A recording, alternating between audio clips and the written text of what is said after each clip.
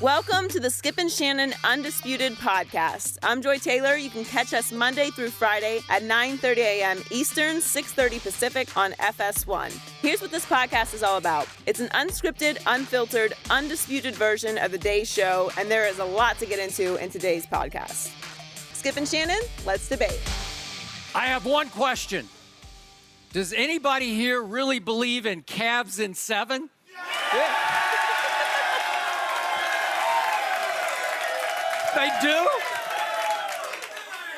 Are you included? Are you really? You're pushing your Shannon Sharpe says Cavs in 7. I want to say this to my man, Shannon Sharpe. How are you? I'll do something. I'll bump this glass. So far as I can go. They got me tied in really tight over here. Skip. Now, if LeBron makes your Cavs in 6 prediction come true, he really belongs on Mount Rushmore, right? I got Cavs in 11. Cavs in 11? Yeah. I think maybe I'd give you a shot in 11. Well, we have a hunch that J.R. Smith thinks Cavs in 7, right? We do, and we're going to talk about that. We'll get to that later, but let's start with last night's thriller. The Warriors won a 118-113 commanding 3-0 series lead. Golden State finished the game on an 11-0 run. With the Cavs up by 2 with under a minute left, LeBron passed to Kyle Korver, who missed the corner 3. Kevin Durant followed that up with a go-ahead 3-pointer over LeBron to put the Warriors up by 1. Durant and LeBron talked about that play after the game. Let's take a listen. All I was looking at was the bottom of the net, and I seen he was playing. His heels was behind the three-point line, and I've been working on that shot my whole life, and for that one to go in, that was liberating right there, man. So we got one more win. We got to keep going. I seen him getting ready to pull up. He uses a rhythm dribble to get a good look, and when KD shoots, he falls forward, and I wanted to get a contest. The last thing I wanted to do was foul a jump shooter.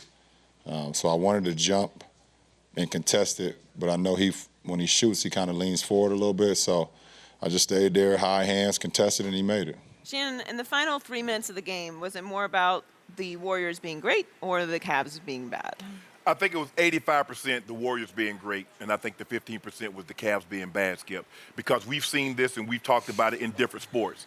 The game was right there for the taking, but they just didn't make enough plays down the stretch to get it done. You look at the Cavs, they played about as well. They had 2 guys that played about as well as they could possibly play. Both guys shot over 60%. Both LeBron had it going in the first half. Kyrie had it going in the second half.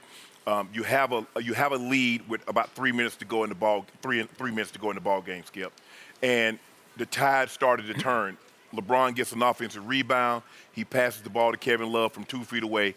Kevin Love loses the ball, and they go back the other way. Although I thought he got fouled. Well, there's some calls. I thought that was the one they needed. They needed a foul call there. Go ahead. Because that would have put them up 8. It would have. Yeah. The thing for me, though, Skip, the reason why I give the Warriors credit, and it just goes to show you in the last 3 minutes and 8 seconds, just how much pressure they put on you. You must play perfect for the entirety of the game because they got 3 guys that can literally go get you 30 a night. You look at Klay, he found his rhythm in game 2, and he hasn't looked back since. You know what Steph represents, so we don't need to go about the MVPs and unanimous. He's the greatest three-point shooter of all time. And then you got a 7-foot assassin. And the only fault that I see with LeBron is that at home you play for the tie, on the road he's going for the win. And you let him walk into a 25-foot three-point shot. That's unacceptable. You actually let him jog into it, but go ahead. Right. But Skip, even if he beats you to the rim, you're tied. I agree. It's a tie ball game. And that's what I didn't understand. But you look at the Warriors, 9 3-pointers in the first quarter. Yeah. They broke it. I mean, they just set the NBA record for most threes in a game in game 2. Then they go 9 in the first quarter. Then they go, 11, 12 in the first 12, record. In the last I got it. The last game and a half, last 2 games, they got 3 3-point record. Yeah. And Skip, I just can't understand Tristan Thompson. And I told you that Kardashian, boy, they bad. Skip, 5 different Warriors out-rebounded Tristan Thompson. Tristan Thompson has one job, to protect the rim and to rebound the basketball. Steph Curry had 4 times the rebounds as Tristan Thompson. You can't win for that. Yep. And then Kevin Love, I don't know what it is about this stage. I don't know what it is about these moments. but he always comes up small. And I know people will look at his first 2 games, Skip, and they say, well, one game he had 15 and 21, and the other game he had 27 and 9, or 27 and 7. Yeah. But they're non-impact points. They don't affect the game because they're so far behind. He's getting buckets, and that's the problem. So I'm going to... By the way, I tweeted to your point, Kevin Love missed the last 2 years game 3s in this building, and it felt like he also missed the one last night. And that's the thing, though, Skip. I thought in order for the Cavs to have a chance to win, they needed somewhere between their big 3 to get 80 to 90 points. They got 79, and we know what the Warriors got. So I'm going to give the Warriors credit. In order to come back and do what they did, it's kind of like the Super Bowl, Skip. Yeah, you want to talk about the Falcons collapse, but Tom Brady and that offense had to make plays and the defense had to get stops. So I'm going 85-15, but the Warriors were great when they really needed to be. Okay, I hear everything you just said. I want to be clear about my emotions right now because I told you yesterday sitting in this chair, I thought the Cleveland Cavaliers in that building would win last night by 3 points. And I was rooting for LeBron and company because I was rooting for the NBA. I wanted this to become a legitimate series. I'm sick and tired of starting on our show with Rob Parker and going bigger picture with Charles Barkley saying these playoffs are a disaster for the NBA. They're non-competitive. That was a game last night. That was an all-time great game until a minute and a half was left in that game. And what happened in the last minute and a half just tore me apart. And I still haven't quite recovered from it. So forgive me, I'm about to unleash my emotions. Obviously, the Warriors were really good last night. I'm not going all-time great just yet. No. In fact, I should just go ahead and be the first to congratulate them on winning the 2017 finals and Kevin Durant for being the MVP of the finals, because I think that just happened. No. It's the first of 4, not the first of 3. Okay, I got it. Okay. But you know and I know what just happened. I don't know nothing when I got the king on my side. All I know for sure about last night is that with a minute and a half left in Game 3 in that building, the Cleveland Cavaliers were up 4 points, and the king of that building had the ball in his hands. Am I right? Yes, you're correct. Up 4, King's house, King's throne, defending champs, make it or break it, do or die, sink or swim, season on the line, playoffs on the line. The whole NBA playoffs are teetering on this moment. Am I right? Yep. And what happened? If he's a Mount Rushmore player, he has to close that deal. So I am sorry, just because he is the king, I'm going to dump most of the blame at the king's feet. 90% of the blame at the king's feet. But Kyrie's the closer, though. I'm going to get to that. The king went from Mount Rushmore to the basketball equivalent of Death Valley. And he did everything that I have criticized him for or exhorted him not to do for about 14 years on national TV. He had 3 chances to ice that deal last night, to close it at the rim or at the free throw line.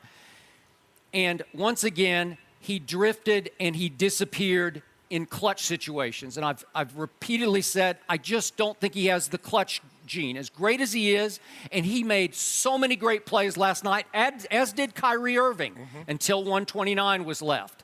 And just so I don't look like I'm second-guessing this, I want to read a tweet that I tweeted with 4 minutes to go in the game that set up everything that was about to happen. I tweeted, 4 minutes to go, this game is now on a silver platter for LeBron James to, and I put it in all caps, attack, attack, attack, and win this game at the rim or the free throw line. Greatest driver ever. How many times have I told you? He is the greatest attacker of the basket we have ever seen. I'll give you MJ, I'll give you Kobe. Nobody can attack and freight train to the basket the way LeBron James can. Okay. But when it's time, he doesn't, because deep down, he still fears that free throw line late in games because it's not his forte, it's not his strength. He's not a great late-game free throw shooter because he's not really a very good in-game free throw shooter. So what starts happening, Mr. Sharpe? 1:29 left.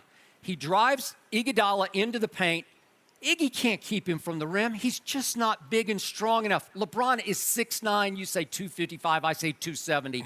Can't keep him from the rim. And what does he do on Iguodala? He decides, oh, I don't want to go too close, and he backs away from the basket and ends up shooting a fall-away jumper from about 13 feet. I don't know if he's trying to go MJ, because MJ, at the end of his career, perfected that shot. LeBron has not perfected that shot. He called it after the game a good shot.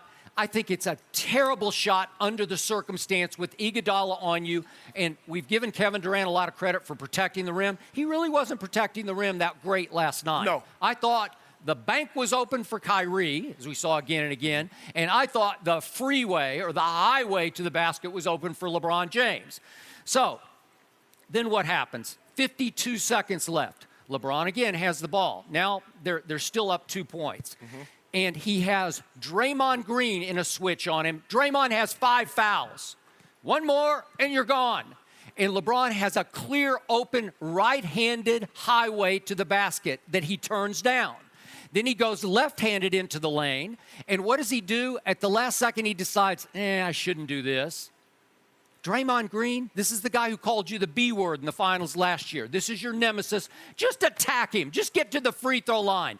Give me 2 more points, and maybe we're going to close this deal, because I'm rooting for you, King. And what does he do? He kicks it to the far corner to Kyle Korver. I don't want to see Kyle Korver take that shot. I've heard people say it was a good, clean, open look.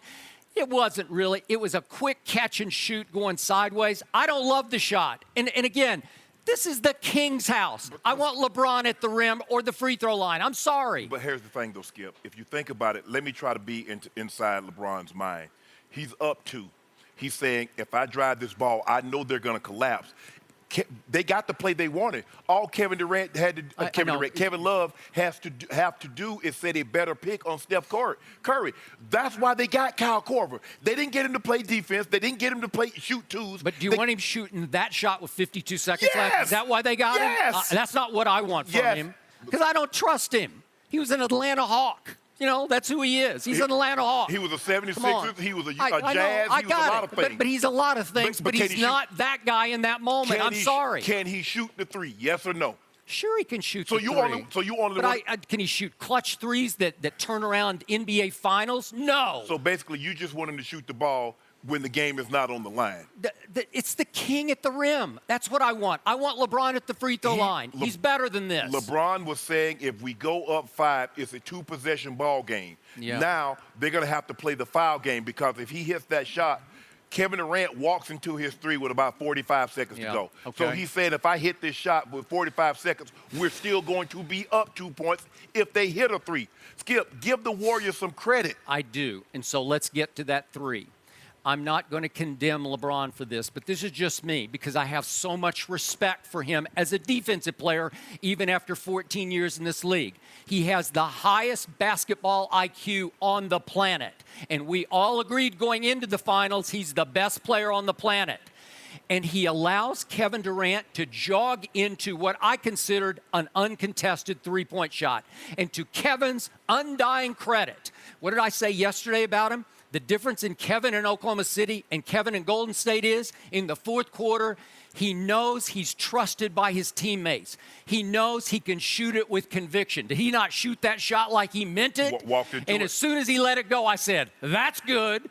And this is just me. LeBron James is smart enough to know I got to get up into him. I just have to say, no, you can't have a shot. Nope. I'm going to make you give up the basketball because the game is on the line. To your point, you let him go to the basket if he wants to. Skip, you can give him a shot, just not a three-point shot. Have your heels in front of the three-point line, not have your toes a foot behind the three-point line. He's 7 foot tall. When he raises up, Skip, he's shooting the ball from about 9 feet. You're not going to block it, and you're not going to affect his vision. And LeBron said, and he's making a good basketball point, he said, obviously he doesn't want to foul a three-point shooter in that situation, but LeBron just did this instead of denying the shot to begin with. And as soon as he did this, you could just see on his face, he didn't even have to look. He knew what was happening. And now let's get to my man Kyrie. I'm a big Kyrie fan. I always tell you, he's the closer of the Cavaliers. So now, 26 seconds are left. Cavs are down 1 because Kevin just hit that 3. And Kyrie at this moment is 0 for 6 from the three-point line. At this moment, he is 3 for 13 on shots outside the paint. But we have seen him, to this point, make 5 trick shots at the glass that are unlike. Like, I sat back about 3 times last night and said, I don't know if I've ever seen that before. That's how great they were, right? Skip, I don't even know how it went in. I don't know how he did it. We're saying the same thing. Okay. Skip, I'm like, look at the English. How did he make that? It's impossible. Okay, so he's done that 5 times. He's guarded by the best perimeter defender in the NBA, who is 6 feet 7 inches in Klay Thompson. Kyrie is 6 feet 3 inches tall. So the toughest shot is going to be the contested shot on the perimeter, right? Yeah. But what advantage do you have, Kyrie, over Klay Thompson? You're quicker than he is. You can do the Tony Parker special. Tony in his heyday could just out-quick the big guys to the basket, and he would get it up before they even could get there and block it. So all of a sudden, Kyrie goes to his right, and I thought he had a step, even a half step. And he'd made so many shots at the basket, I'm saying just go, because the worst case is you're going to get to the free throw line. Correct. I need 2 points. Yeah. I don't need 3 points. I just need 2 at this point. What I don't need is a repeat of Christmas Day, because on Christmas Day, he drove Klay deep into the paint, and then he stepped back and shot the fall away that won the game from 13 feet. This is from, what, 25 feet? 25, 26 yeah, feet. 25. He stepped back into a 3. You're 0 for 6. You don't have the feel, right? Right. You're Kyrie Irving, but this is not your night from the three-point line. And how badly did he miss the shot? He missed it so bad it barely ticked the iron off to the left short, right? Correct. It didn't even have a prayer of going in. And so I step back and say, what are you doing, Kyrie? You fell right into the LeBron trap, which leads me to the final play. 12.4 seconds are left. That's a ton of time in an NBA game, okay? Yes. You're inbounding the ball down 3. Kevin Love over on this sideline out of bounds, and they run a play that I couldn't figure out what the point of it was, but the action's going away from Kevin, but LeBron fakes like he decoys a pick, and then he just steps straight back into the corner 3. Right. Inbounds to LeBron. Now remember, 12.4 seconds left. Iguodala didn't take any of the bait. He is suffocating LeBron James at the three-point line. And the guy with the highest basketball IQ on the planet decides, I'm just going to force this 3 up. Now, again, a ton of time is left. 12 seconds are left. Why wouldn't you up fake, just pump fake, and get Iguodala to either fall into you or blow right, just fall right by you? He's sold out coming at you. Yes. And instead, he just easily blocks your shot and knocks it off you and out of bounds. Game basically over at that point. Okay, let's just do the calculation. And LeBron is so genius at this. Let's do the math. What if LeBron up fakes, takes 1 big dribble, maybe 2, and just dunks it? Because if he gets to the rim, they're not going to contest it because they're up 3, right? Won't they just give him the 2-point dunk? Yeah. Okay, 10 seconds are left. Make them go they got to make 2 free throws, right? I don't know. Is Steph capable of missing one of those free throws? Is KD capable? Sure they are. Well, I'm going to take that chance instead of getting my 3 blocked in my face. And they had an opportunity to foul Draymond Green. They did. Before he passed the ball. That's just horrendous. It's just horrendous. They let 20 seconds run off the clock. I don't know. By then, I think they were just so discombobulated by what had just happened that they were in shock. Yes. And they kind of just gave in and gave up to it. Like, I guess it's over. I guess our guy couldn't pull it off tonight. Right? It hurt. I mean, Kyrie was 16 of 22 from the field out inside of the three-point line. He was 0 for 7 on the 3. Okay. And that's what I don't get. And look, great players, he's a shooter, Skip. He believes that his next shot will go in. But the shot that he's taking is a step back, step to the side 3.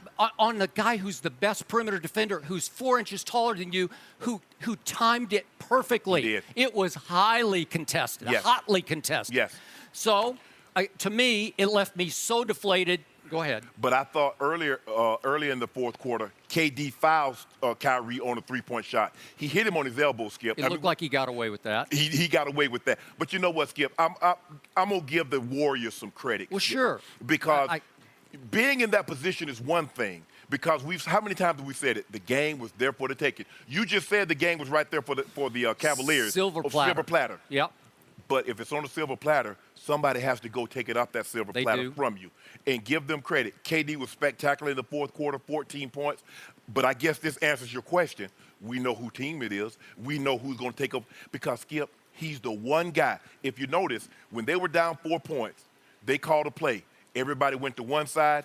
KD went one-on-one with Richard Jefferson, and he got a 10-foot jumper. They switched, yeah. And that's the thing. You know what? That was a hard shot. Yes. That's a baseline mid-range with no backboard. That's a touch shot. I'm watching him shoot, and he's 7 foot tall, but he has the ball so high, and when he releases it, Skip, you got no chance. It's almost like a Kareem sky hook. But the difference is Kareem got his shoulder into you, so you can't jump over his shoulder and block it because he's throwing it from here. He's shooting the ball so high, but that's what makes them so difficult, Skip. He's the one guy Steve Kerr can call a play for and say, KD, go get us a bucket. And he can go get you a bucket, Skip. He was spectacular in the fourth quarter. Well, he was so spectacular that you got to make the case now that he's the best player on the planet. I ain't making that case. I ain't making that case. And you definitely have to close the case that LeBron James is better than Michael Jordan. That's over. That's done. What if you come back and win this? Good luck. No. Good luck. So I'm sorry, Cleveland, but good luck. I want to get you on the record. If LeBron James comes back from 0-3 down. No. I won't do it. Why? Because he's got too many stains on his legacy already. Okay, he's down 0-3 and he was down 3-1. He comes back and win the championship. You're not willing to concede that. I don't think Golden State is nearly as invincible as you do. That's why I picked Cleveland last night. Skip, they're a good team. They're loaded. They got firepower. It was a thriller of a game, though. Just it's a matter of who's going to close it. No mercy. Welcome back to Cleveland. We're joined now by the host of First Things First, Nick Wright and Chris Carter. Welcome, Joy. guys. Now I'm up against witness number 1, witness number 2, and witness number 3. We are outmatched today, Skip, but I think we got it. We got it. Oh, We'll it's be all okay. right. What just happened? We'll be all right. Well, listen, there has to be some objectivity around Yes. here. Really? Okay. There's two objective people up here. Yes. Yeah. I am very objective when it Nick comes to and I, LeBron. we are the Yes, objective. thank you, Cece. Yes. Thank you. Well, let's talk about LeBron. He finished with a game-high 39 points and was 1 assist shy of a triple-double, but his team did not score in the last 3 minutes. With the Cavs up by 2 with under a minute left, LeBron passed to Kyle Korver, who missed the corner 3 and allowed Golden State to take the lead on their next possession. Cleveland had a late chance to tie the game, but LeBron's 3-point attempt was blocked by Andre Iguodala. After the game, LeBron talked about the Warriors. Let's take a listen. Oh, man, before the series even started, we knew we was dealing with I said it after we won the East Conference Finals that we getting ready for a juggernaut. I mean, it's probably the most firepower, I've played in my career. I've played against some great teams, but I don't think no team has had this type of firepower. So even when you playing well, you got to play like, A++, because they're going to make runs and they're going to make shots and they got guys that's going to make plays. So, we made enough plays tonight to still win the ball game, but they made a couple more. Nick, how much is LeBron to blame for the loss?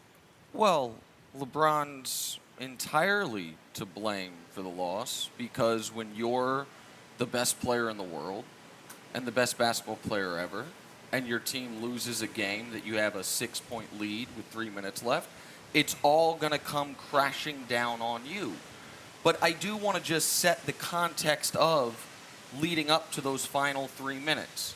With 3 minutes left in that basketball game, against a team that I've been told is the most talented team in NBA history, LeBron James had played 43 minutes. The Cavs were plus 18 in those 43 minutes. He had rested for 2 minutes. They were minus 12 in the 2 minutes he attempted to rest. And then in the final 3 minutes, LeBron James did what he has done for 15 years. Made the right play. Found Kyle Korver, one of the 3 greatest three-point shooters in basketball history, for a wide-open, game-clinching 3. And he missed it, and they lost. And everyone's going to come down on his head, and no pun intended, but heavy lie the crown. But if you want to say, LeBron was bad, or LeBron, this is a black mark on his legacy, that's not the game I was watching. Wait a second. You started off saying he deserves all the blame, and then you undercut all of that by saying he deserves none of the blame. I don't think I said he deserves none of the blame. I think I said if you're going to say this, you said he made all the right plays down the stretch. No, he made in that moment, that play, he did what he's typically done, and that's make the best basketball play. Shy from the rim and the free throw line and kick it to somebody who doesn't deserve to shoot the shot of shots that could have turned the finals one way or the other. So what, you want Kyle Korver taking the shot of shots, okay, the biggest shot of the year. Yes, I do, because I've been watching the NBA Finals, and I was very fortunate to be at last night's game. But I've been watching the NBA Finals since the 80s. With the Lakers. I'm before you on that one. I understand, but well then, if you watched it before that, you saw people pass the ball to open people, and they make shots. Because at the end of an NBA game, it's about a couple things. It's about making buckets, and it's about getting stops and or creating or not having turnovers. And that's what it was about in the 80s, the 90s, when our brother played for the Lakers, Magic Johnson and Kareem. In the 80s, Jordan. I was at plenty of the Jordan finals, traveling around with them. They got plenty of stops. But the question, do we blame LeBron? Of course, because there's no one else to blame. There's no one else who can shoulder the blame. And to me, it is the easiest thing and the less responsible thing as a journalist to do. If you watch the game and think that it was LeBron's fault because of the last 3 minutes, then that's just your narrative heading into the game. I'm just curious. Why is if Kyle Korver is not on the court to shoot an open three, then the hell's he out there for? His dribble. great lockdown defense Dribble. No, we like to his break dribble. someone down off the dribble. He's on the court for that exact reason. Like what? The same reason why Steve Kerr was on the court, the same reason why my homeboy John Paxson was on the court, so they can get in a position in case the great Michael Jordan didn't have a shot, he could find them. Y'all been listening to me? I could swear I said that earlier. Go ahead. You know we listen to you. Go ahead, Skip. Witness number one doesn't want to pile on. I want you to go. He defers to witness 2 and 3. Everybody I'm passing the ball. My narrative has been a 14-year narrative of criticizing LeBron for what he should have been criticized for all 14 of those years. He lacks the clutch gene. He has as great a combination of talents as I have ever seen in any one basketball player. But when games are on the line, he shies from the rim and from especially the free throw line. The king in his court over there last night had a 4-point lead with 1:29 left in the game. No, the Cavs did. The Cavs, because it is a team game. He's the best player on the planet, which I acknowledge going into last night and into this finals. And I picked the Cavs to win by 3 last night, and I was feeling real good about my pick when LeBron had the ball at the top of the key in his hands. And he starts to drive it, and I think, just keep going, keep going. Iguodala can't keep you from the rim or the free throw line, and instead. But that's your narrative. Okay, you want him to be Kobe. Instead, you want him to be MJ compared to. I do, and all of a sudden, compared to him being LeBron. He shies from the basket and shoots a 13-foot fall-away jump shot, a la MJ, a shot he perfected late in his career, and it is woefully short. It barely ticks the front of the rim. That's 129. Then with 52 seconds left, on a switch, he gets Draymond on him with a super highway that opens up to the right side, right down the lane to the basket. Draymond has 5 fouls on him. You have to disqualify Draymond, and you have to, at the very least, get to the free throw line because you're the king in your house. I need 2 points with 129 left, and I need 2 points with 52 seconds left. I don't need clutch Kyle over in the corner. Right. But Kyle Korver, he's an Atlanta Hawk. Okay, but Stop it. But Skip, I don't want to see him shoot. Hold on, but no, he's not. He's a Cleveland Cavalier who was one. Okay, who this was is the brought shot in, of shots. Okay, LeBron is open to the rim. He could have taken it to the rim. That's who. He's the best player on the planet, right? Correct. Okay, make a shot or get to the free throw line. Don't put it on Kyle Korver. Let's just pause for a moment, because the goal of basketball is not to score individually. It's for your team to score, and that's fine. That you think in that moment the best player's got to take the shot, because so many of the guys. But that's not true. But so many of the guys who were the best player in the league, they would have taken that shot.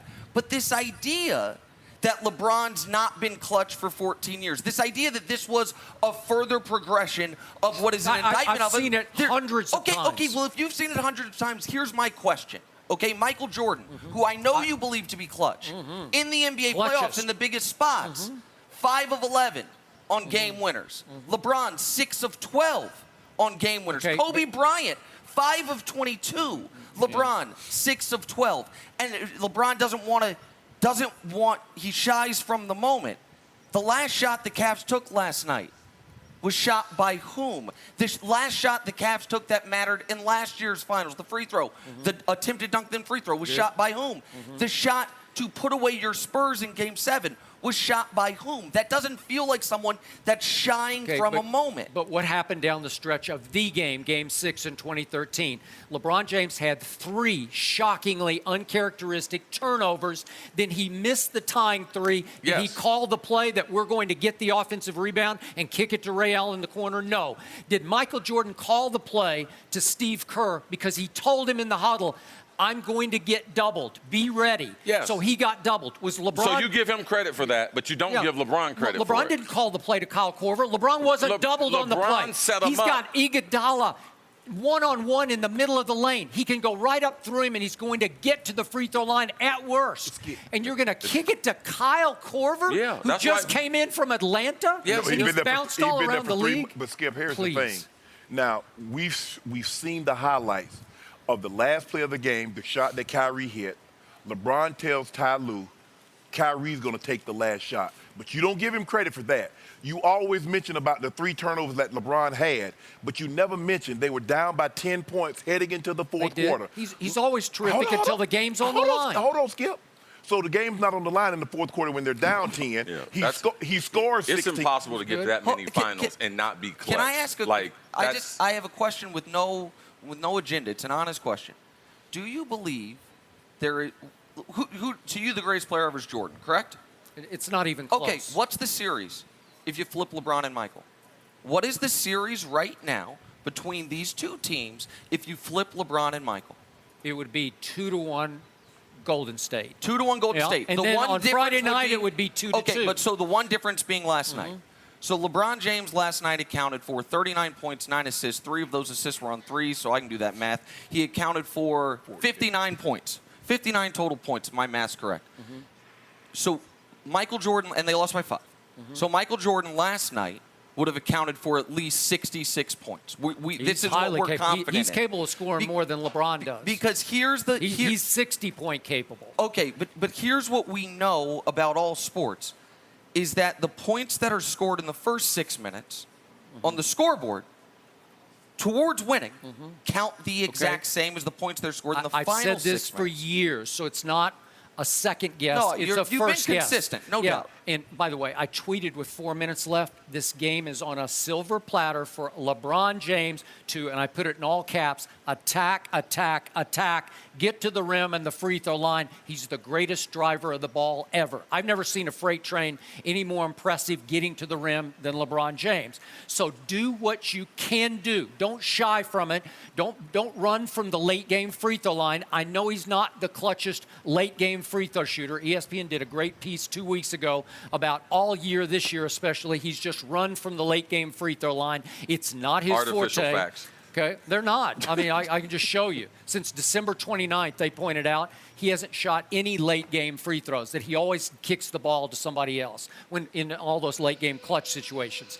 But the point is, big picture, it's not what LeBron does because he can stuff the stat sheet the way no one can, ever can, beyond Jordan. How can it not be about what he does? It's what he doesn't do. It's what he doesn't do at the end of the game. He runs from the plays that should have been made by the king in his court last night. Well, Skip, normally what happens is that the best player, all good coaches says, we're not going to let Chris Carter catch the game winner on us.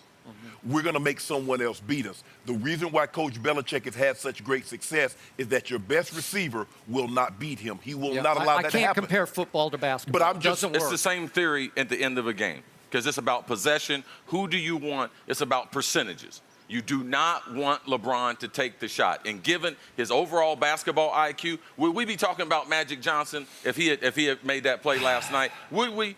No, and matter of fact, last night, even though we have Mama Durant coming up, look at Kevin Durant. Because for me, it's easy to sit here and talk about the last 3 minutes, what LeBron didn't do. But at some point, we got to talk about KD and what he did do. Okay. Because well, at we the have. end, We've been talking all show about it. We did. And can I, on that note, can I say one thing? Listen, I was a voice in the wilderness saying the Warriors should have stood pat, saying that last year was the best team I'd ever seen, that I thought bringing in Durant, what it would do to Steph, what it would do to Clay, what it would do to remove their rim protection because of the salary cap was a bad move. I don't know that it would appear I've never been more wrong about anything than that. That team's pretty damn good, and I got to own that one. But listen, LeBron last year, people said it might have been the greatest finals performance ever.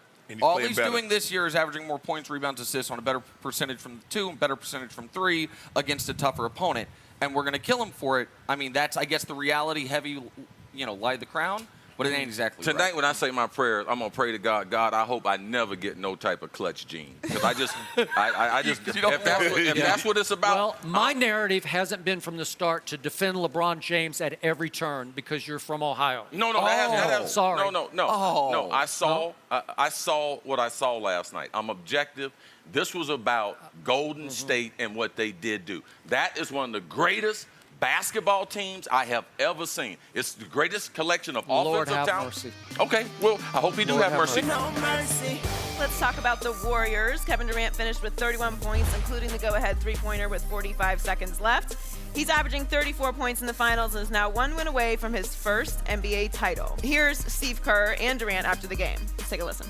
All I was looking at was the bottom of the net, and I seen he was playing. His heels was behind the three-point line, and I've been working on that shot my whole life, and for that one to go in, that was liberating right there, man. So we got one more win. We got to keep going. He took over. You can tell he knows this is his moment. He's been an amazing player in this league for a long time, and I think he senses this is his time, his moment, his team. We're joined by NBA champ Steven Jackson. Steven, is KD proving he's the best player in the NBA right now? He's the best player in this series by far, but he's not the best player in the NBA. LeBron is still the best player in the NBA in my mind. I mean, That hurt, Skip. Skip, that hurt, didn't it? but I said he was the best player going into last night's game. He didn't play like the best player in the last minute and a half. he's not the best player in this series, and things like that is the reason why people question him. You can't have 27 in the first quarter, then shy away towards the end of the game. That's when big players step up and make big plays. Now, Shannon, how do you like that? I like it. And then it's a difference. Some guys can make them in the first 3 quarters. Right. Some guys can make them in the fourth quarter. Well, Right. Durant is one of those guys, he can make them all game. Right. Now, the walk-up shot, Can't get it up. come on, LeBron. now, this is the type of stuff you cannot. You cannot let one of the best shooters in the game walk up and shoot a 3 at In the your end of the game face. to win the game. I shot that shot a lot in Golden State. It's an open shot because defense on the heels. It's a great shot, but no way. Durant is the best in the series. KD is great, but he's not better than LeBron. LeBron's the best player in the world still. And by the way, Kevin said after the game in his stand-up interview with ABC that he saw that LeBron was on his heels behind, inside the three-point line. He said, I'm going to shoot that. That's one of the easiest shots in the world for a great shooter, especially if you shoot a lot. That's one of the easiest shots in the world, walk-up 3. I just want to make sure I'm getting this correct. We're questioning a guy although his team is down 0-3, he's averaging 32, 11, and 10, and we're saying somebody has surpassed him as the best player. He's going to be the first player ever to average a triple-double in the finals. He's averaging. Let me Skip. You like this. Tom Brady. He lost 2 Super Bowls to Eli Manning. Be careful. I'm just asking you a question. Careful. So, by your standards, Eli Manning is a better quarterback than Tom Brady because he's head-to-head against him. He's 2-0. Tom Brady's 5-2 in Super Bowls, and he made the throw that looked like it had won the first game against Eli, at which point Eli pulled off the luckiest play in the history of the Super Bowl. He should have been sacked 7 times. Yes. He closed his eyes, threw it as far as he could, and you know what happened? It stuck in David Tyree's face mask. That's what happened. That won the game. Way to go, Shannon. I'll give you that one. LeBron James scored 32 in the first 3 quarters, had his team up by 5 going into the fourth. He had done enough for his team to win the game. He can't do no more. But his team didn't win. So he took the rest of the night off. No, Skip, stop playing. Here's the thing. KD can have an off night, and this team will still win because he has another MVP and another all NBA player. Skip, think about this. Now, you say the West is stacked. The best conference in basketball. Stacked, talked about. When it's healthy. By far. Hold on, Skip. By far. You're going to let me make my point. I just want to make one point. Okay, 2. Without Kevin Durant in that stacked Western Conference, the Golden State Warriors went 13-0. In the lowly, downtrodden, lonely East, without LeBron James, the Cleveland Cavaliers went 0-8. Oh, my goodness. And we having a conversation. Skip, Kevin Durant is playing out of his mind. But think about this. 32, 11, and 10. It's not a discussion. Is Kevin Durant playing out of his mind? Absolutely. But LeBron is shooting over 50%, averaging on triple-double. Without LeBron, they're not even in, because remember, Skip. Don't give me that. They were in it. They had the game in the palm of Why? the King's hands. Why? Because of him. So where was he the last 129? Shannon, you got to close the deal. We're having a different conversation. In the fourth, now the Cavaliers scored in the fourth quarter. They scored 19 points. LeBron James had 7 points, 5 rebounds, 2 assists, which led all Cavalier players. But you told me Kyrie was the closer. So LeBron served it up on a silver platter. Why didn't Kyrie deliver? I already told you why. Why? Because he pulled up and took a 3 instead of taking Clay to the rim. I told you that. I criticized him. Kyrie did deliver. Yeah. Oh, he delivered all game, but so did LeBron. But he had one shot. I wanted Kyrie to get the last shot with 12 seconds left, and LeBron just shot it right in Iguodala's wheelhouse. And that was close call by Iguodala. You don't slap down like that at the end of the game. You don't do that. I heard skin. I mean, you can hear it up in the state. You did not. No one's getting that call at the end of the game. What? No one's getting that call at the end of the game. That's some bullshit. You don't want the referees to determine the game. You don't want the referees to determine the game. No, Iguodala would have determined it by fouling the man. Shannon, I heard skin when LeBron, after he got the shot blocked, it hit off him and went out of bounds. That's how bad it was. Well, that's not what me and Jamie Horowitz and Witt and all the guys, Ely, our producer, Chris Broussard. I think you're putting words in somebody's mouth. I wouldn't do that, Skip. You know, I tell you the truth. I lie for you, but I wouldn't lie to you. Hey, but you know what's big, too? We was talking about JR. Yeah. And what he need to do. What the role players. But that's one thing. They was thinking they need to come out and score points. You got to play on both ends against this team. Yep. So just because you came out and shot the ball don't mean that you was effective. Okay, well, how about this here? When is Kevin Love going to show up in the finals and have an impact? When he play against a team that's not athletic, because he can't play against athletic teams. Okay. Touche. He can't play against athletic teams. Skip, I'm saying this today. What's today? Look at my phone right quick. Today is June 8th. If Tristan Thompson is still messing with Khloe Kardashian, here we go. I'm out. I'm done, Skip. I'm done. He does not to be playing. Now, I think T. Lue needs to swallow his pride and take Tristan out. Who you going to put in? You got to play Channing Frye? Derek Williams or Shannon Fry. Yes. You have to have somebody more athletic that's a threat on offense. They're sitting so long on these pick and rolls, letting them throw the ball back to Tristan, and he's not making any plays, just holding the ball, looking for another pick and roll. That's the best defense to play. That's the best offense to play against a team that run. Hold the ball, hold the ball, and that's what he do every time he gets it. And by the way, you said Derrick with a K. Derrick, not Darren. No, not Darren. Darren Williams should be at the end of the bench. Yeah, or still in Dallas. Skip. Oh, man. Hey, that was pathetic last night. I don't know if he had a nail in his shoe or something, but Skip, he's running like his feet hurt. You got to play Derek Williams. He's athletic. He can score. He plays with a high energy. That's what you need right now. You don't need guys that just sitting around being a liability on the court, on both ends of the court. We need Jesus. Yeah. That's what we need right now. Now you do. You need divine intervention. Yeah. We keep talking about the guys we need. Back to the topic at hand, because Kevin Durant deserves this moment. Because as Steve Kerr said, this is his moment. Yes. He knows it. Yes. Right. I'm happy for him. Me too. I can't help but root for him. I know a lot of people were rooting against him going into this finals. And that's why it's going this way. And he had the weight of the NBA world on his shoulders because the pressure, the spotlight, the focus was on KD for leaving OKC. Watch this. Was the world not poised to say, look what happened? You fell on your face. Yep. No, he shot it in LeBron's face. That's what he did. And hey, was he not – listen, in Oklahoma City, I watched them so much. I'm from that city, and I know that team. He struggled in a lot of postseasons. Against Memphis when Russell was hurt, he struggled. Against my Spurs in a crucial Game 6, you'll remember this when they got to the 2014 finals in overtime. Look it up. Kevin missed all 3 shots in overtime, and I'm like, man, what are you doing? I'm rooting for the Spurs. Last night in overtime, that was big time. Yeah. That was all time. That was where you sit back and say, I'll remember those shots that he made because that little baseline jumper, Yeah, that was big. that's not easy. That's a You tough know that. shot. Oh, That's the man, with toughest no shot in the backboard. game. That's the difference in this team because Steve Kerr can call the play and say, KD, we need a bucket. Yeah. Last year, they No, I got it. you going to run ISO for Harrison Barnes. Hey, No, I got it. Skip, the biggest difference between this team and now, Kevin Durant knows he's going to get shots. He doesn't have to contend with a teammate to get shots. Steph, think about this, Skip. This is an MVP that's on your team. He's willing to step aside and let an outsider It's big, man. I told you, I lost a little respect for Steph because he's welcome in this guy when they were up 3-1 last year in the finals. And really? the big three, they're homegrown. They drafted Steph, Clay, Draymond. KD is an outsider. They say, we want you, and we'll let you do you, and we'll follow your lead. In the fourth quarter, Skip, this man took – I don't have to, am I going to get a shot? When am I going to get a shot? Am I going to get a shot with 5 seconds left on the clock? In Oklahoma City. I know. He bringing the ball up the court. Bringing the ball up the court, and he's playing with such poise and conviction. And you know when you were happy, which wasn't always, but when you were happy. It's the best way to play. Hey, because it's joy, man. It's like joy. Hi, Joy. Hi, but Joy.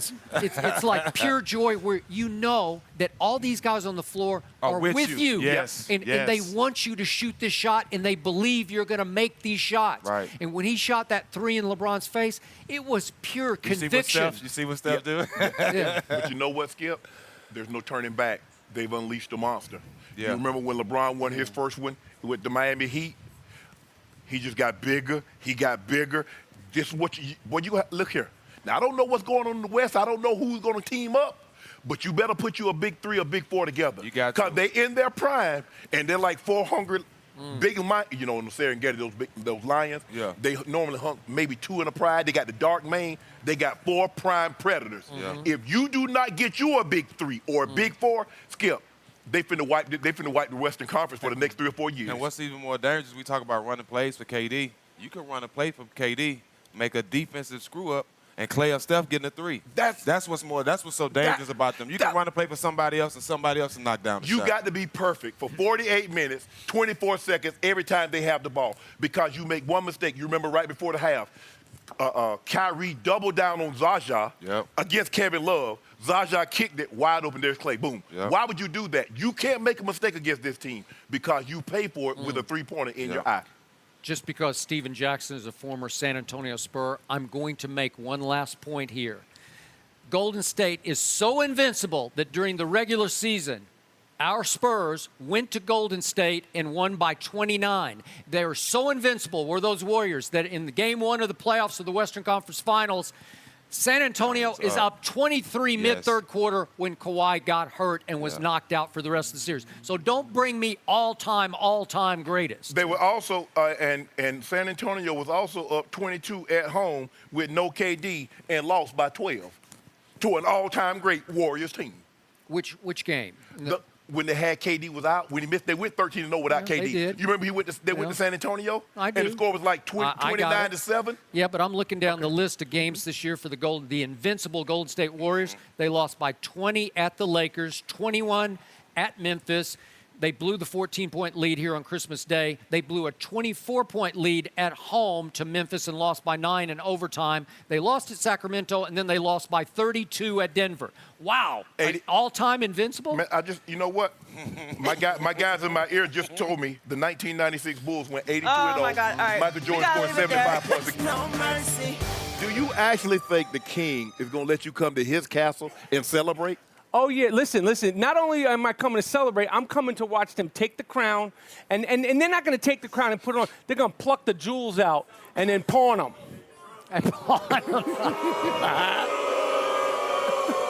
Skip. So, Mr. Rapaport, are you predicting a sweep? I don't care if it's 4 games or 5 games. I would love it to happen here, right here in the land. I'm sorry, people. I'm sorry. I would love to see. This is the first time I've ever been to Cleveland. It's my first finals. And Skip, as much as I came to see you and Joy, I came to see your face. LeBron James' personal publicist and the hummus king of Beverly Hills. I can't wait to see your face drop when it all goes down. Hopefully you'll be here on Thursday after LeBron drops a 40, 15, and 15. It ain't going to matter. Yes, He could 50. He could do a triple-double, a four-triple. He could do an algebra, scientific experiments. The party is over, Shannon. This guy, he's always talking and nothing. You haven't been this quiet since, I don't know. What about what? Like, you seem a little nervous, man. Nervous? No, I'm not nervous. That was a clip from Tuesday's show, so you're And here. by you're the back. way, a lot of people are wondering, did you ride in on that broom? Yes, I am the Wicked Witch of the East. I have no problem doing it. Shannon, how are you, my friend? Hey, good. Oh, my goodness. You know how I am. I'm so happy to be here. And the Cleveland fans, a lot of them have asked me, why do you have a broom? And my answer is, why don't you have a broom, my friends? And I'm just happy to be here. It was my first finals game last night. You took it to the game last night? Took it to the game last night. And? Swept the court. Swept the court. And did anybody have issues? A couple of people had issues. Yeah. I got reprimanded by some higher-ups. Listen, I respect the NBA too much. NBA action is fantastic. I am so happy to be, privileged to get the tickets that I get. Some people, I'm not naming names, I'm not pointing fingers, I'm not saying it was this guy, that guy, or this team or that team. But some people were not happy with me bringing the broom. I don't know why. We need to clean this place up, and we need to get the Cleveland fans back into their comfort zone of heartbreak. Are you no longer welcome in this building? No. It wasn't that serious. Okay. It wasn't that serious. And the Cleveland fans welcomed me good. They get it. They had a good sense of humor. But what I wanted to suggest, you guys are in the media. This is high-end media here. Yeah. Going forward, if you say the name Michael Jordan, there should be an hour grace period before you're allowed to say the name LeBron James. I'll buy that. And a 30-minute grace period before you say the name Kobe Bean Bryant. No more discussion. No more. Look at physically assault. Officer, physical assault. This is. But what happens when we come back? Wait, come back to where? 4-3. Oh my man, you've been in Hollywood too long because you've become a dreamer. Like we gotta get you working. You should be screenwriting with Kobe, man. Yep. That's a fantasy movie you're writing there. They're not sweeping us in our house. Oh, they're sweeping you in. They're not happening. Last It's night not was happening. your best effort. No. And like the Whisper song, you know the Whisper song, and the beat goes on. Apparently, more mixtapes are coming out. This is Draymond, Clay, KD, and Steph. They're releasing a remake of the Whisper song. It's called "And the Sweep Goes On." No, it's not going.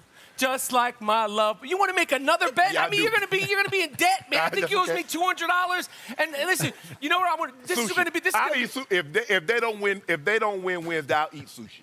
Shannon, this is the bet. What? If they don't win on Friday, we're going to make sure the next time I see you, your suit is 2 sizes bigger. You're not going to come on here showing off and doing all that. Skip is built like a brick S-house. He doesn't come here to show off. What am I doing? The next time I see you, we're going to get one custom suit, just a little bigger. Man, we don't need to show the Hall of Fame pythons off to everybody. They know. I don't have a suit that all my suits are like this. We're gonna get one custom made. That's gonna be part of the bet. That's gonna be the money you're gonna spend. Man, you want me to wear one of them suits like to go in the court with one of them indigent defenders. they just got a jacket out the back. I can't do that. So, Michael Rapaport, with a minute and a half left, Cleveland up 4. King has the ball in his hands. How nervous was Michael very Rapaport? nervous. I was very nervous. Listen, I have fun. I talk all this stuff. LeBron James, Kyrie Irving, the Cleveland Cavaliers, they're great. They're like, it's like Ollie Frazier, and you're waiting for that flailing Frazier left hook. Unfortunately, it's not happening this year. They did it last year. You can't discredit them. It's a great team, a great run. But like I said before, and I'm a fan of the NBA, and I'm a fan of the game.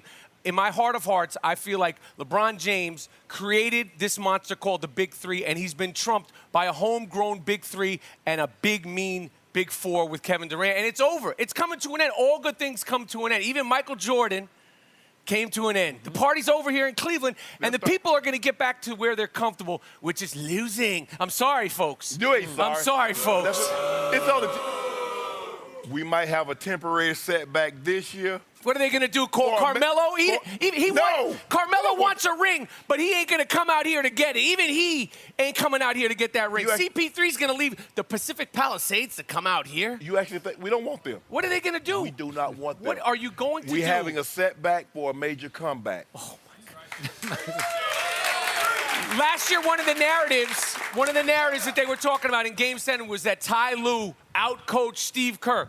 Who's really getting outcoached game after game after game this year? I think Ty Lue's in over his head. I think he's text messaging David Blatt saying, please come back. First of all, you saw what Mike Brown did throughout the playoffs. It's not that when you got those 4 horses. I could have rode Secretariat. When you got an all-time great horse, they got 4 horses riding. Stop playing. You make it seem like they got Shetland ponies and Clydesdales. They got thoroughbreds out there. You know that. We got 2 thoroughbreds. You got 3. 4. Kevin Love's not a thoroughbred. Kyrie Irving's not a thoroughbred. And you got the king of all kings without the crown. That's a thoroughbred. 3 thoroughbreds. And Tristan Thompson was fantastic up until this happened. I saw Chloe was at the game. I don't know what's going on. I don't know what's happening out here. You know what happened. Curse of the Kardashians. Wait, did you really see her or not? Yes, she was here at the game. Oh. I didn't see her. I saw pictures. I saw proof. She was here at the game. The officer over there will attest. She was here at the game. Yeah, that's what happens. I'm trying to get her to sign my broom. Oh. It'll break. If she signs that broom, it'll draw into a tooth. It'll turn into a toothpick. She bad luck. So, Michael, what are you going to do with this broom when it's over? I'm going to donate it to charity. I'm going to try to get it to the Cleveland Clinic. If not, I'm donating it to the ASPCA in Cleveland. Absolutely, man. Listen, Cleveland basketball, Cleveland sports, some of the best sports fans in the world. But like I said. You don't mean it. How can I deny it? You were out here, the Browns, the Brown fans, the Brown fans, the Dog Pound. They're serious. They're quiet today. Why are you guys so quiet today? We'll be cheering on. Man, you're seeing a live show. You got Joy and you got Skip and Shannon and nothing from you guys today. It's a live show in Cleveland. We're a little disappointed right now. We're a little heartbroken. He's like, where are you from, you know man? Where's this guy from? I want to see how quickly we becomes they again, right? Because I think you're about to get off this bandwagon. If Chloe, right? I've made it abundantly clear. I've made it crystal clear. If they are still in a relationship, Tristan Thompson and Khloe Kardashian, I got to go. Even my love for LeBron can't keep me. Now, you know I love some LeBron. I know you do. I got a pillowcase. I got bed sheet. I got a comforter. I got a pitcher. I got some shoes. But if Tristan Thompson stays with Chloe, I got to go. That's going to be the breaking point.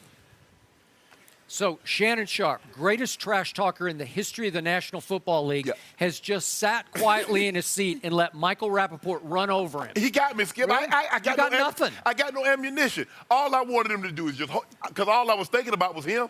I didn't want to win for I just wanted him, because I told you when you come on here Thursday, I'm going to shut you up. I'm going to ask you on live TV, will you give me your phone number so I can call you at the end of the game Friday? Please. I ain't got no phone. Oh, please. I just want your phone number to give you a pleasant phone call. Because if I had it last night, I would have been crank calling you the entire night. If I knew what hotel room, I would have been like, room service, get up, man. Wake up. You know what I'm going to do? I'm going to give you my phone number. Yes. And I'm going to have my assistant to change it as soon as I do. Oh, man, that's a sore. He was talking so much about kings and kings of Akron and this, that, and the other. Joy, how are you feeling? They're winning game 5. Oh, they're not. Last night, LeBron said, let me tell you something. The 2 things that have gone wrong with that team is, number 1, and I've never in any sport, and you can tell me if you heard this before, I never heard a coach after 1 game of a series, Ty Lue, submit. That's the best I've ever seen. Who says that? But that was sarcastic when he said that. No, it wasn't, Skip. That came from the bottom. I don't even think he meant it. Just came out. It was like saying I love you to a girl you were shy to say I love you. He just blurted it out. You don't mean it. Oh, yes, I do. Just like you in the 8th grade, you say, oh, I love you, Diana. You don't mean that. Oh, no, he meant it. He didn't mean to say it, but that was his true feeling. No. He started blushing. What have you seen? My man started blushing. No. And then last night, LeBron saying they got too much firepower. You might as well just He didn't say they got too much. He said they got a lot of firepower. And they do. Oh, my. But you don't say this during the middle of a series. You're a warrior. You're 0 dark 30. You're all these things. This is what I think. I think the great Phil Knight from Nike should start thinking about cutting that contract. You're not like Mike, man. We got $1 billion. He ain't cutting jack. All right, I'm just saying they should think about cutting that contract. And you know what? If I can make it back here Friday, you know that tremendous, iconic billboard out there? I'm going to get some scaffolding. I'm going to climb up there. I'm ripping it off the wall. For what? Ripping it off the wall. Yeah, boom. Right here for you. But that's, look. I think you're blushing now, man. No, you can't tell. Actually, we're winning game 5. We're going back to Golden State. We're going to Golden State. They already got the bags packed. We're going back to Golden State. And we're going back to Golden State. Skip. Michael.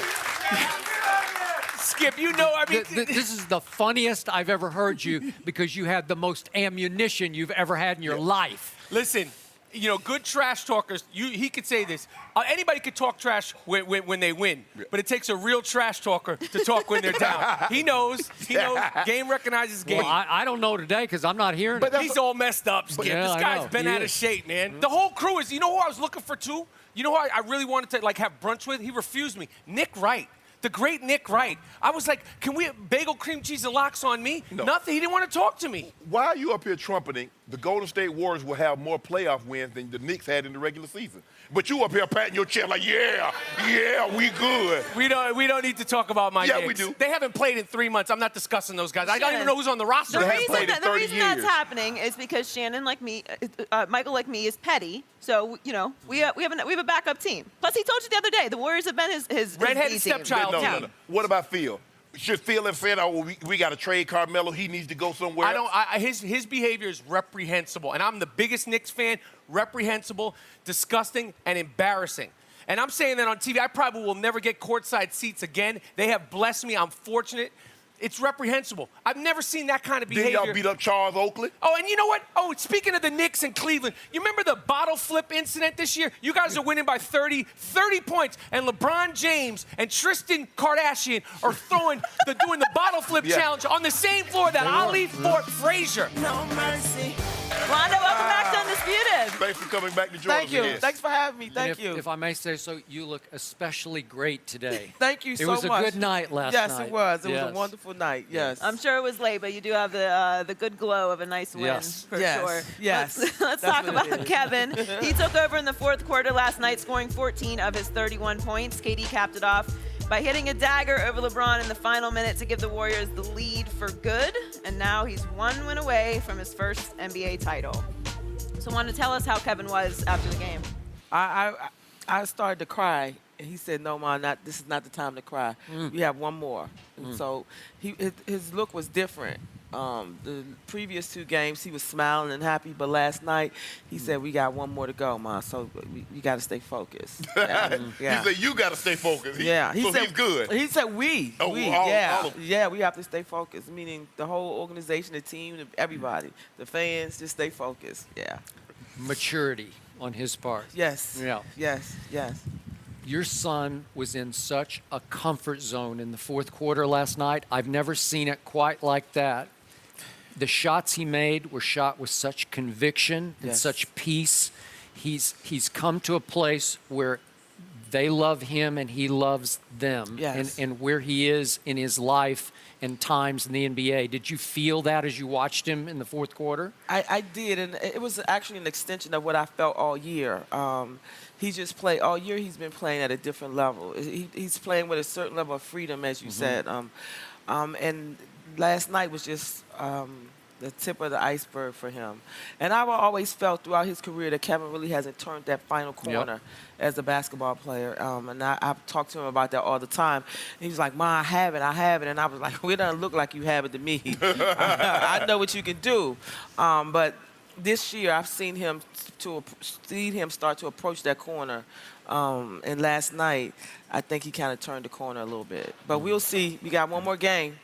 So we're just going to stay focused. Obviously, you're very close to your son, and I'm sure he's talked to you about what a championship would mean to him and mean to this family. So can you share with our audience, when you talk about that moment, what it would feel like? For him, it's just fulfilling the childhood dream, and it kind of solidifies why he works so hard and why he continues to work hard. When it first started for him at age 10, when he decided that that's what he wanted to do, he put his heart and soul into this game, and winning the championship would just kind of solidify that it was all worth it for him. You think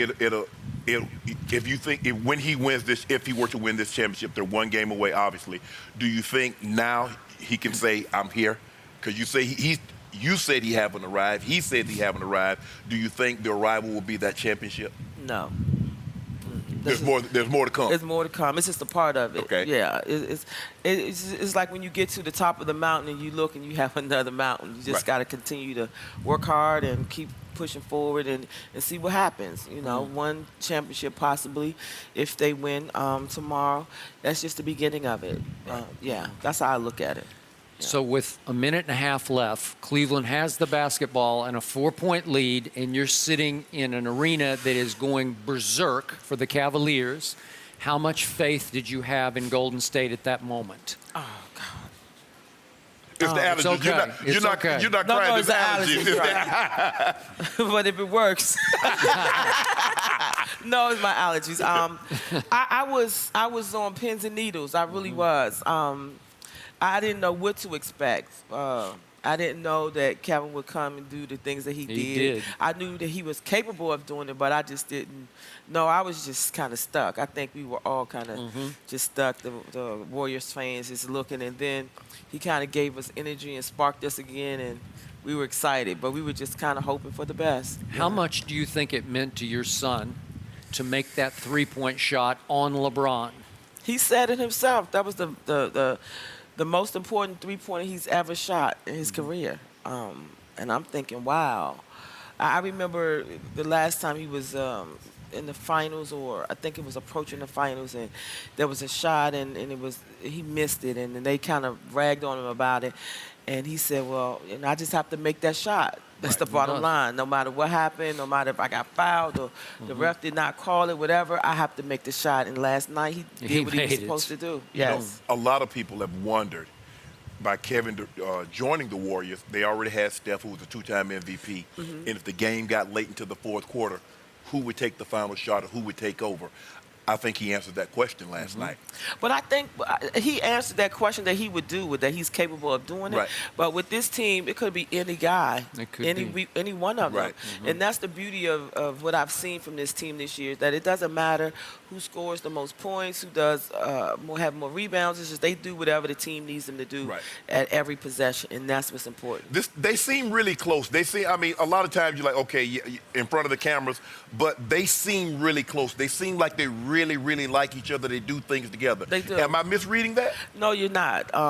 They do have a friendship off the court. They are. I mean, it is just a new relationship, and of course they knew each other prior to coming together. Right. But they're taking the time to really get to know each other, to know what kind of energy they need to spark one another to play, how to harness some of the energy that they have.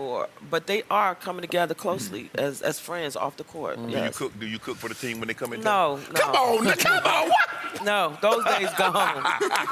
they over. All those guys, they need to have chefs. I'm not cooking. So, as you pointed out, that Kevin pointed out, there's still another game that has to get won. Yes. But I'm not sure any player has ever entered a finals with more pressure on him than your son had the spotlight of pressure, because he obviously left Oklahoma City to join the juggernaut in Golden State. Was last night at least a big measure of validation in your eyes for that move? No, I mean, it was all valid to me when he made the decision. I'm his mother, so I don't need him to prove anything. If he says something he wants to do, and I'm like, it's your life, son, and I'm going to be here to support you. But for you guys, I would say yes. For all the naysayers, all the people who questioned his decision to move, I would say yes. You all, it was proven last night. And it is what it is. It's over. Let it go. That's what I want to tell the people. So what's your view of how much pressure he's lived up to? Did you feel pressure for him or sense pressure on him? Oh, yes, I do. I have felt the pressure because Kevin has always been so loved and well received by most of the fans of the NBA and basketball. But lately, this last year, I mean, the things that people say on my social media, I'm quite sure he gets far much worse than that. And so it has been pressure because you do want people to like you. You do want people to appreciate what you've done and to support the decisions that you make, whether they like them or not, that you still want their support. And as a professional athlete, I think the fans, they bring a lot of value to the players. They may not say it, but they bring a lot of energy. And so some of that was taken away. And so he had to forge through that and rise to the occasion. And he did it last night, and so we're going to see what he does tomorrow. You know what, Wanda, I mean, and to sit here as an ex-professional athlete, I think we put too much, like, validation. Championships is the validation. The validation should have been, I made the right decision. I made the decision that was best for Kevin Durant. That's right. And if I don't win a ring, I'm okay with that. But I made the decision that I felt was best in the best interest of Kevin, Yes. not was in the best interest of maybe the fans of OKC or maybe someone else. Right. So you tell your son that I said the validation, and it looks like he's going to win a championship, but the validation That's for right. him should have been, I'm at peace at night when I lay my head on my pillow, that I made the best decision for Kevin Durant. Yes, and that's what he said. He said, whether we win or lose this, I'm 100% behind the decision that I made. And that's the kind of man you want. Yeah. I want him to be. And so I'm happy. I'm supportive. So he ain't going back to OKC next year? No, I don't think that's going to happen. I don't think that's going to happen. Yeah, he's in a good place right now. Yeah, he is. He is. Your son is obviously making a case that he is now the best player in all of basketball. How much do you think that means to him to sort of, it's an unofficial label, but LeBron has had it for many years. Yes. And now Kevin's making this, he's making a pretty strong case through 3 games that he's that guy. Yes. How much would that mean to him to be regarded as that? I think it would mean a lot to him because, as he's said over the years, he's tired of being number 2. They've always talked about him being number 2, and then when he went to the Warriors, and he went down to like 4 or 5, and I'm thinking, but his numbers have gone up all year long. It doesn't make sense, but I think it will mean something to him. He may not say it, but it will mean something to him. And then he'll be the number 1 mama. Well, I've always been that. He's always been number 1 to me, but you know that's subjective, right? Well, we can tell that you're very excited and proud. There's one more Yes. game, but enjoy this moment. It's Yes, special we're for having a you good guys. time Thank you so much for today. joining. No mercy.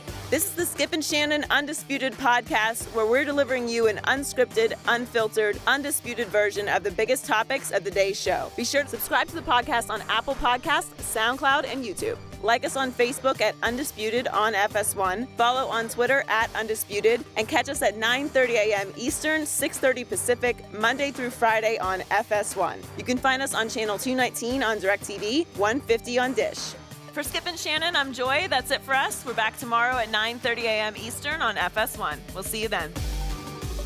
Fox Sports, one of one.